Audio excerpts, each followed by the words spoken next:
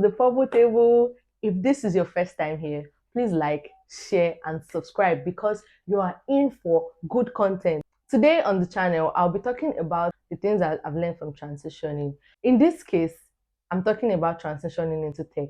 I don't have a science background. I'm from an art background. I want to just tell you some things I've learned in this process of my learning. So you want to know more, definitely keep watching. If you're a Nigerian child, you know that the first set of things that is very common for you to hear is lawyer, doctor, engineer, then pharmacist. Yes.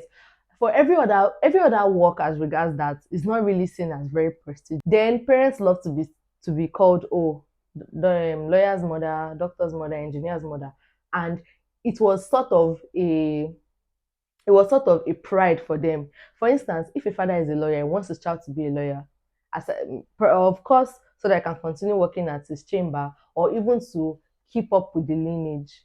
It looks very good. It sounds proper, perfect picture. Same thing. And for people who are not lawyers or they're not doctors or not engineers, they want their children to be like that so they can be referred to as mother of this, father of that. And people have always been picking careers according to what their parents want them to do, not necessarily because they wanted to do it. But in recent time, we begin to see change. People have begun to choose what they want. Some people will even go to school and study the so-called courses their parents want them to study. But once they come out, they face what they actually want to do. So now, is this a thing of passion or money? Because some people have even said even these prestigious careers might not really be paying them as much as when they follow their passion. So all I want to say is I'm from an arts background, like I said at the beginning of the video, and I'm currently transitioning into tech, and it has been a huge leap for me from moving from something that I did not really know. Well, in a way, I will not say I did not really know. This is story for another day, and I'll share another video. But moving from something that I wasn't so familiar with or I didn't really take note of to something else. While transitioning, I've learned some lessons. The first lesson is patience. I had to come to terms with the fact that I have never done this before.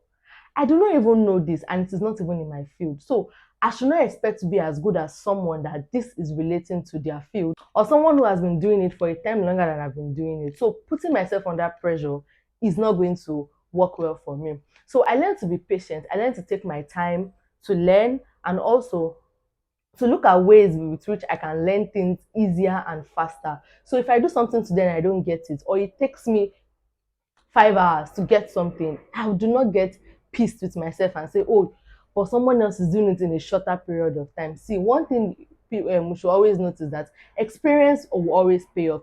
Experience is something that helps you. For instance, a person who has been passing a particular place, when there is no light, the person will be able to pass it to a while because they've been passing that place every time. And even though they were not taking cognizance of how the place is, but they still have a mental picture of what it looks like compared to someone that is passing a path that they've never passed before and there is no light. You know, there will be a difference. The person will be slower and the person will be slow and all that. So I just had to know that having patience is a very, very important virtue in my transition journey. So because Mr. A or Miss B is doing something this way and I'm not doing it, does not mean I cannot still do it that way they are doing it. It just means that, oh, I'm already in the step. I'm already taking the steps to be able to do those things they are doing. Like there was one shot I posted where I was talking about the fact that you should be able to understand that when you start something today, it just makes you less of a novice. It makes you less of an ignorant person than someone who is starting the next day after you've started because you've learned something, you've gotten yourself familiar with one thing or the other, even if you've not really put it into actual practice. Another thing, which is also relating to patience, is the fact that as individuals, we all learn at different pace. So our learning process and our learning pace are not the same. For instance, when we're in the university or even in secondary school, some people will tell you, oh, they love to read in the morning. Some people tell you they love to read at night. Some people tell you, it's afternoon that works best for them. Some people tell you, oh, I love to read in an environment where there's just a little bit of noise. Some people say a little bit of music, very cool music. And some other people will tell you that they do not want any noise at all where they are reading. So we should all understand that you have a different pace. For instance, I knew that if I wanted to learn better, if I wanted to practice better, I should practice at night or at the very early hours of the morning. because once it's getting to afternoon or evening, I begin to get tired and I don't really want to continue what I'm doing. So my attention span begins to wane. But once it is that very early in the morning or at midnight or like the earlier, very much, how will I put it now? The early hours of the morning, I learn better, I grab faster. So I just learned that our pace are different. And in this tech thing, because you always hear of people that will tell you, oh, in 6 months I was able to land a so and so job that paid me so amount of money. When you've been doing it and you've crossed that 6 months mark, you begin to say to yourself that I've crossed this, but is this thing for me, this and that. Now, we are not all exposed to the same types of opportunity. For instance, I saw a post on Twitter where a guy is into tech, got his sister a MacBook, I guess, and also got her some course to be able to start her tech journey. Now, when I read the story, he went through a lot of stress. He did not even get everything, all the things he had now in 6 months or 3 months. But now it's different for his sister because he has already made that step. He has already opened the way for her, and it's going to make it easy because he has experience. He can tell her, oh, don't do this because if you do this, it's of no use, or do this, that's what is going to help you better. So just understand that we all learn at different pace, and patience is a virtue, like I said before. So because somebody learns a particular skill in 3 months and got so good at it, and you are taking 6 months or even 8 months, does not mean you are not trying your best. It does not mean you are not doing better. Another thing is, when you put yourself under pressure, you tend to want to overdo things or gather so much of information and have nothing. I don't know if you get me. Like, you have so many information, you're taking from me, you're taking from me, you say, oh, I want to learn so fast, I want to know how to do this one, I want to know how to do that one. And at the end of the day, you have so much information such that at the end of the day, you do not even know anything. Now you're a jack of all trade, master of none.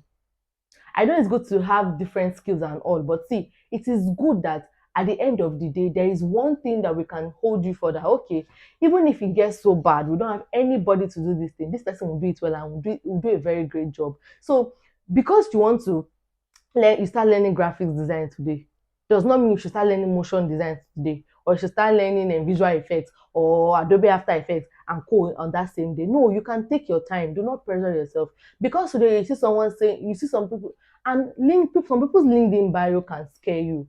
I'm being honest here because I'm also a human being, because they've gathered so many skills. Even though these days I've been seeing some people that they are still teenagers, but the number of skill and experience they are telling you they have, you are wondering when they gave birth to them. But that's none of my business anyway. But you see some people's LinkedIn profile, you're like, oh my god, this person is that. We're in the same job pool and we all want to get a particular job. Okay, I need to learn, I need to learn, I need to learn. But sometimes it's good to know that one thing. I know it very, very well because it helps you it helps you to be able to track your process and even keep record of, oh, I moved from this stage to that stage. Because when you are doing this, you begin to do things wishy-washy. If you know how to do graphics design well, face it well, then look for time to learn those other things that is going to be an additive to it and also going to add more to your skill. But don't make it look like, oh, I'm learning this now, I'm learning that now, I'm learning this now. At the end of the day, you don't really have much to to bring, like to put to the table. I'm permitting to use the word. You don't really have much to say, much that you can say you can do, because everything is just watery. Sorry, I'm looking at my book. I've touched on comparison. So another thing is, transitioning has made me see that I can actually do more than I think. So my ability is not limited. This is because tech makes you stretch yourself. It makes you stretch yourself because you can learn other skills that you can add to it. Though I've been saying things that, oh, you should not learn so many. I'm not okay. I wasn't saying you should not learn so many things. I'm just trying to say that if you want to learn something, make sure at least you are good at the first one you're learning. You're not just hopping skills up and down. But one thing is, you can actually do more than you think. Tech stresses you, not stress now, stretches you. Is a area that can stretch you. If you, for instance, if you do content strategy, you can look into branding and communications. If you do graphic design, you can look into product design and And also create opportunities for yourself, because knowing a tech skill, you can from there you can begin to see other opportunities you can create for yourself. For instance, if you code, you can go into technical writing. If you are doing content strategy, you can look into branding and communications. So it's just a space that can stretch you and make you look into a lot of places that you have interest in.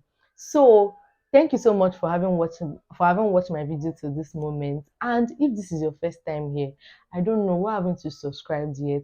Please subscribe, like, share, and if you have any thoughts that you want to share with members of the community, please put them in the comments and we are going to look at them. I'm going to make sure I reply everybody's comments.